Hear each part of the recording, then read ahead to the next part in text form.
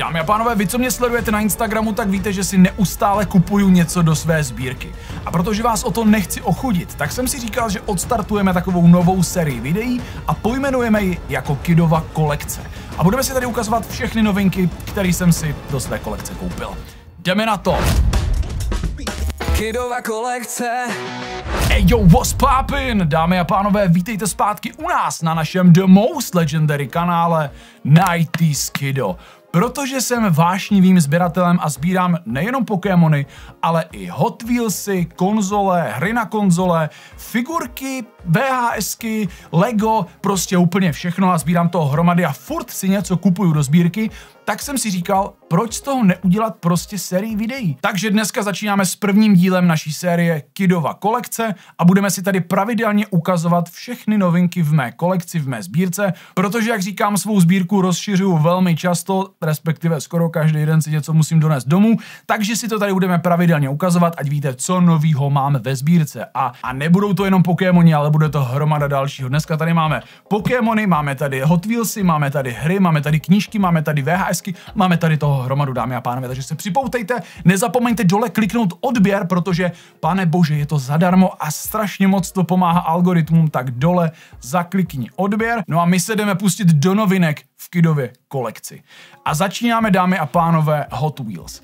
Vy víte, pokud mě sledujete na Instagramu, pokud ne, dole máte odkaz, že jsem si poslední dobou docela uletěl na Hot Wheelsech. Můj kamarád Jirka má totiž v Brně prodejnu Panda Cars a já jsem u něj pečenej, vařenej a neustále si tam něco prostě u něj kupuju, protože Hot Wheelsy jsem jako malej miloval, zbožňoval, takže svou vášeň z dětství jsem si přenesl i do dospělosti a kupuju si teďka docela ve velkým Hot Wheelsy. Já, co se Hot Wheels týče, tak jedu hlavně filmovky, seriálovky a pop culture věci. Prostě věci, které se vážou na 90, potažmo milénium. Nejedu čistě auta, ale musí tam být vždycky nějaký přesah. A proto tady mám před sebou tyhle boxíčky. Mám tady 3 boxíčky Fast and Furious. A všechny 3 boxíčky obsahují 5 aut.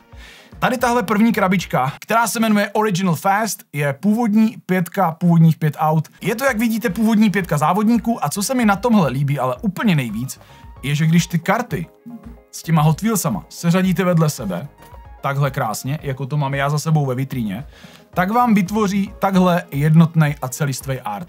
Naprosto boží, musel jsem to mít a je to vlastně první taková kompletní Fast and Furious Hot Wheels edice, takže tohle byl prostě jako absolutní must have. Když už jsem měl tohle, tak mi samozřejmě Jirka musel doporučit i tohle. Je to edice Fast Imports a obsahuje stejně jako ta první edice 5 aut.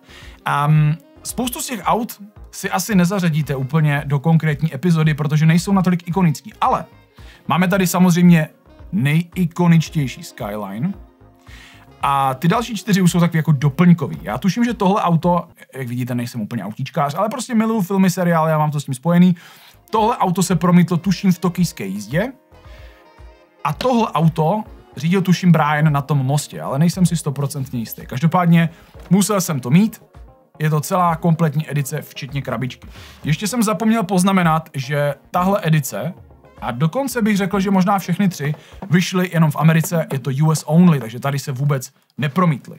No a když jsem měl Fast Imports, tak samozřejmě jsem musel mít i Full Force. A i tady máme dalších 5 Hot Wheels. A jak vidíte, jsou tady další ikonický auta, samozřejmě. Dominika Toretta tady máme tuším i 2krát. Tyhle 2 auta mě až tak nezajímají, protože si je nedokážu spojit s žádným konkrétním dílem, ale tady máme zase, tuším z 1 nebo ze 2, nejsem si úplně jistý, ale prostě musel jsem mít kompletní edici.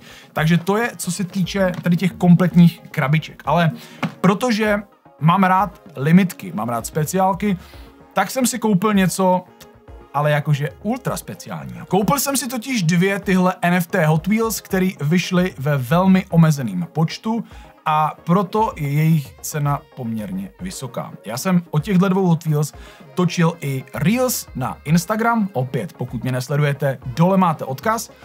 Samozřejmě ikonický Nissan Skyline NFT. Těchto konkrétních Hot Wheels Nissan Skyline je na světě asi 4,5 tisíce a proto jsem ho prostě musel mít. A samozřejmě, když už jsem měl Nissan Skyline, tak jsem si nemohl nechat ujít i Hondu S2000. Prostě Suki je samozřejmě spjatá z Fast and Furious a těchto Hond S2000 NFT je na světě asi 16 nebo 17 stovek. Takže tohle jsou v podstatě jako dva absolutně nejdražší kousky Hot Wheels v mé sbírce. Tak a teď už se, dámy a pánové, dostáváme k Pokémonům. A já si myslím, že všichni tady na tomhle kanále musí vědět, co tyhle dvě hry jsou zač. Určitě si pamatujete takovou tu nejvíc ikonickou 90kovou reklamu toho autobusáka, který naložil dozadu Pokémony a na konci té reklamy slisoval celý autobus a vznikl z toho Game Boy prostě. A byla to reklama na Pokémon Red a Pokémon Blue na Game Boy. Hey, little buddy, want a ride? Pikachu! Yeah, whatever.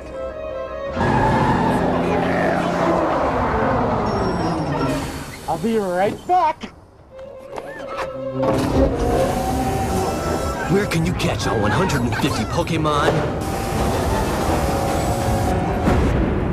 On your Game Boy, that's where. Pokemon for Game Boy is here. With both packs, you can catch them all.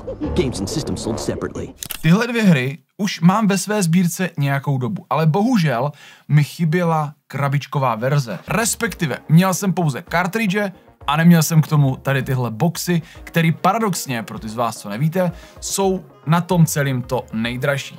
Protože uchovat si plastovou cartridge je poměrně jako jednoduchý, ale zachovat si i tenhle papírový boxík 30 let je poměrně náročný úkol, proto tyhle boxy jsou mnohem dražší než hra samotná a proto jsem to tak dlouho odkládal, ale naštěstí se mi podařilo tyhle dva naprosto ikonický kousky sehnat a jsem strašně rád, že si je vystavím ve vitríně. Ale nejspíš je vám úplně jasný, že Pokémon Yellow potřebuju taky, protože chci mít kompletní trio Pokémon Blue, Pokémon Red a Pokémon Yellow. I vzhledem k tomu, že art Pikachu z Pokémon Yellow mám vytetovanýho na žebrech, tak prostě potřebuju nutně i tuhle krabičkovou verzi, abych měl kompletní trio, takže myslím si, že brzy si do kidové kolekce přidáme ještě Pokémon Yellow právě tady v této krabicové verzi, ale teď jsem rád, že mám aspoň tyhle dva kousky ve své sbírce. No a když už jsem bral tyhle dva kousky, které jsou naprosto ikonický, úplně z nich srší 90, tak jsem se nechal trošku zvyklat a koupil jsem si i Pokémon Fire Red na Game Boy Advance. Vy víte, že jsem si nedávno Game Boy Advance koupil a nutně jsem potřeboval Pokémon Fire Red a nedal se prostě nikde sehnat. Až se mi nakonec podařil sehnat tady tenhle krásný kousek včetně krabičky, manuálu, prostě kompletní balení a je to, dámy a pánové, absolutní masterpiece. Je to prostě krásný kousek, nádherná krabička, nádherný art. Je to vlastně nejdražší hra tady z těch všech tří, protože Fire Red je v podstatě předělávka původního Pokémon Red na Game Boy, jenom s tím, že je prostě mnohem vychytanější a je prostě lepší. Tak tady z toho důvodu je tady tahle verze podstatně dražší než tyhle dvě verze dohromady, ale je krásná a říkal jsem si, když už budu mít ve vitríně Game Boy Advance, tak bych tam mohl mít k němu i vystavenou nějakou hru a jakou jinou hru než Pokémon Fire Red, nejvíc ikonickou hru na Game Boy Advance. Takže tady tohle nový trio jsem si pořídil do své sbírky a jak říkám, jediná hra, co mi teďka chybí a co nutně potřebuju, tak je krabicovka Pokémon Yellow, abych měl všechny tři Red, Blue a Yellow. Schválně napište mi do komentářů, dámy a pánové, jestli jste nějakou tady z těch her dřív hrávali, jestli si to pamatujete a která případně je vaše oblíbená. No a když už jsme u těch her, tak jsem si pořídil i nějaký nový hry na PlayStation. Pořídil jsem si The Simpsons Wrestling, který jsme hráli už minulý týden na Hero Hero streamu. Musím říct, že jsem absolutně netušil, že Simpsonovi vyšly i jako hra na PS1 a už vůbec ne, že vyšly jako wrestlingová hra, ale moc mě to bavilo, bylo to skvělý. Další hru, kterou jsem pořídil, tak je hra, na které jsem jako malý vyrostl a je to Rayman 2. Já jsem teda Raymana hrával na počítači, já jsem ho na PlayStationu nikdy nehrál, ale když jsem ho tam viděl, říkám, tak tohle prostě musím mít, naprosto ikonická věc. A když se bavíme o těch ikonických hrách, tak samozřejmě musel jsem vzít i Quakea. Schválně napište mi, kdo z vás jako malej v 90kách nehrál Quakea, protože za mě Quake byl absolutní must have. My jsme teda hrávali Quakea vždycky na počítači, jmenoval se Quake 3 Arena.